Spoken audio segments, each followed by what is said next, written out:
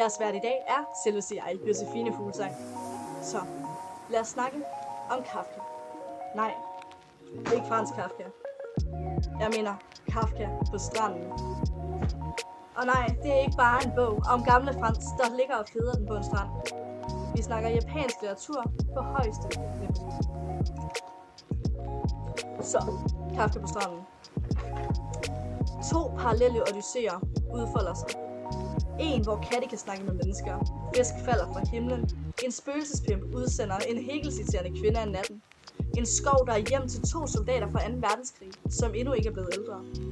Den japanske forfatter Haruki Murakami formåede i 2002 at opnå nye litterære højder inden for absurditeternes verden med romanen Kafka på stranden. Okay, vi har 2 historier at følge med i her, så hold på hat og briller. Kafka på stranden er en roman, der blander forskellige genrer. Herunder fantasy-fiktion og magisk realisme. 2 underlige genrer, som vi kommer med mere ind på senere. Bogen følger en ung mand ved navn Kafka Temura, som beslutter sig for, sammen med en dreng ved navn Krao, for at løbe hjemmefra på sin 15-års fødselsdag. Og Nakata Satoru, en ældre handicappet mand, som besidder evnen til at snakke med katte, og bruger denne evne til at finde forsvundne katte. Vi følger disse 2 karakterer på deres egne odysseer, som flettes sammen, uden at karakterernes veje nogensinde krydses. Vi følger dem på deres rejser, som tager nogle spøjse drejninger igennem historiens forløb.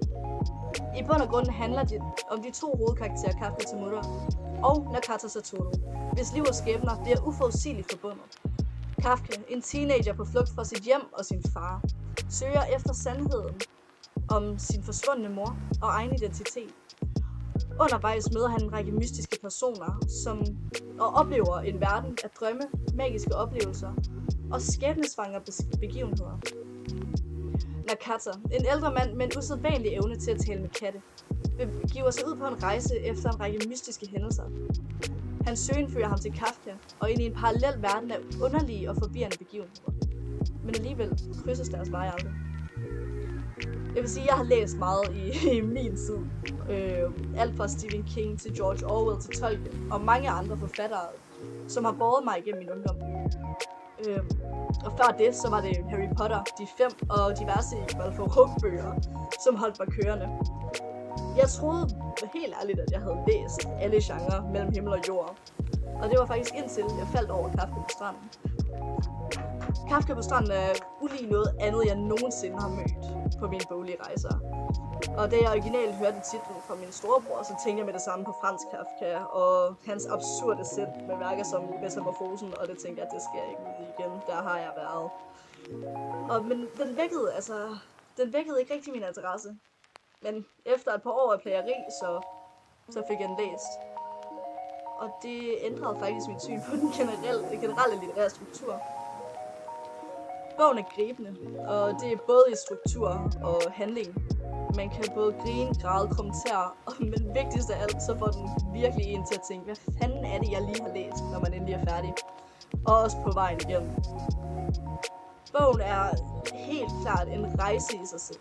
Altså man følger de 2 hovedkarakterer på deres separate odysseer til et punkt, hvor man nærmest glemmer sig selv på side 1, bare for at leve sig ind i et fantastisk, eller faktisk 2 fantastiske eventyr uden lige. Kafka på stranden er en fascinerende og udfordrende fortælling, der virkelig inviterer læseren til at reflektere over tilværelsens mysterier på en virkelig dybdegående måde. Og gennem en forvrænget virkelighed og en række symbolske møder udforsker romanen også temaer som identitet, ensomhed, kærlighed og sågar også skæbnen. Kafka på stranden er en roman, der griber sin læser på mange niveauer. For det første benytter Murakami sig af en blanding af realistiske og magiske elementer, hvilket er derfor, at man kalder hans bøger fantasy-realisme eller magisk realisme. Hvilket virkelig skaber den her særlige atmosfære, og den tiltrækker læseren med den her form for mystik og forundring. Og romanens eksistentielle temaer som identitetssøgen, ensomhed og skæbne appellerer virkelig også til næsten enhver læsers nysgerrighed og refleksion.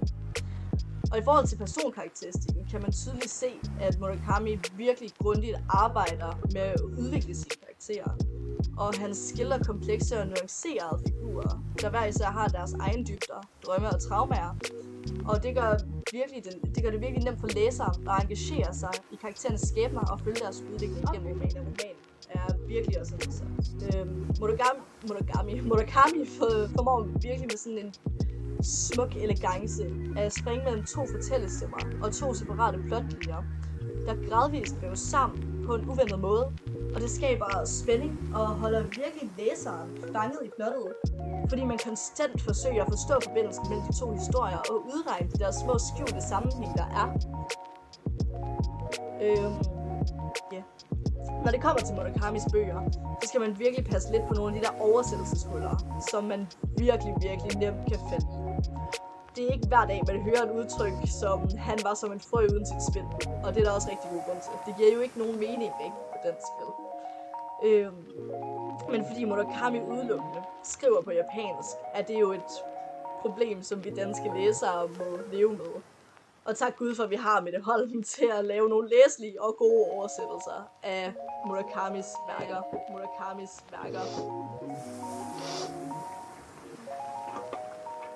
Hvis man skal kigge på sprogbruget i Kafka på stranden, ser man en smuk blanding af poetisk og hverdagsligt sprog, hvilket giver romanen en unik stemning. Murakami bruger symbolik og metaforer på en måde, der minder om stilen i den mystiske sag om hunden i natten, hvilket tilføjer både dybde og kompleksitet til fortællingen. Samlet set så overholder Kafka på stranden helt klart forventningerne til genren ved at præsentere os med en dybt original og tankevækkende fortælling. Og det er en fortælling, der engagerer læseren med sine komplekse karakterer og overraskende plotudvikling og rige sprog. En mere interessant ting, det er Murakamis eget magiske univers. Ved I, hvorfor Murakami og hans magiske univers er så fascinerende? Det hele startede på Waseda Universitet, hvor han studerede teaterkundskab og fandt kærligheden til både teater og sin fremtidige kone, Yoko Takahashi. Efter universitetet åbnede de en jazzbar kaldet Peter Cat, og midt i travlheden ved at drive stedet, så fandt Murakami en kærlighed til at skrive. Forestil dig det. Ham, som sidder ved køkkenbordet om natten. Han lader ordene flyve efter en lang dag med jazz og støj. Hør vinden synge. Hans debutroman blev født fra sådanne nætter. Inspirationen. En baseballkamp på en varm forårsdag. Og så begyndte Murakamis rejse fra jazzbar til forfatterskab. Men spids nu godt øre, for det er ikke alt. Murakamis værker er som et kaleidoskop af mystik og virkelighed. Som da han skabte den surrealistiske verden i 1Q84. En kærlighedshistorie, der krydser parallelle verdener. Hvor Aomame og Dengo på deres forskellige rejser, på deres skæbner flettes sammen på tværs af tid og rum. Og så er der nok hans mest anerkendte værk, Træk op fuglens krønike, som I nok har hørt om derude. Hvor en mands stille liv bliver revet op ved rødderne af en forsvunden kat og en forsvunden kone. Og det er som at dykke ned i et japansk eventyr, hvor virkeligheden og det overnaturlige fletter sig sammen. Spotling min elskede, Efter skælvet, Efter midnat og Kafka på stranden. Hver roman er som en rejse ind i Murakamis verden af melankoli, magi og meningsfuld ondskab. Det er et univers, som kun skabes af en sand fortæller. Kafka på stranden er et af mine absolutte yndlingsbøger, hvilket man også helt klart kan se på min originale kopi, som er i et par stykker. Den er læst et par gange. Og i mine øjne, så er der virkelig ikke noget dårligt at sige om den bog. Altså især hvis man er til mere absurde og lidt obskure fortællinger. Sproget er gribende, og den slår ikke fejl i at leve op til forventningerne noget som helst sted i bogen. Og tro mig, forventningerne er høje, og det burde de også være, når det kommer til Murakami. Og der er også mange grunde til, at han er, det er en af de mange grunde til, at han er en af mine yndlingsforfattere. Hans ord er virkelig som sådan et vindpust, der fortsætter med at synge i sindet meget lang tid efter, at den sidste side er vendt. Jeg har anbefalet den bog til alle, jeg kender, og alle, som har læst den, har elsket dens mange nonsensikaliteter og finurligheder. Kafka på stranden er og vil altid være en 9 ud af 10 bog. Og den mister kun et point, fordi den er alt for kort i mine øjne. Og det var vist det for Kafka på stranden. Dagens episode er sponsoreret af Aalborg Katedralskole. Alt indhold præsenteret i den video kan købes på BogAD's hjemmeside eller saxo.com. Tak for at se med denne gang.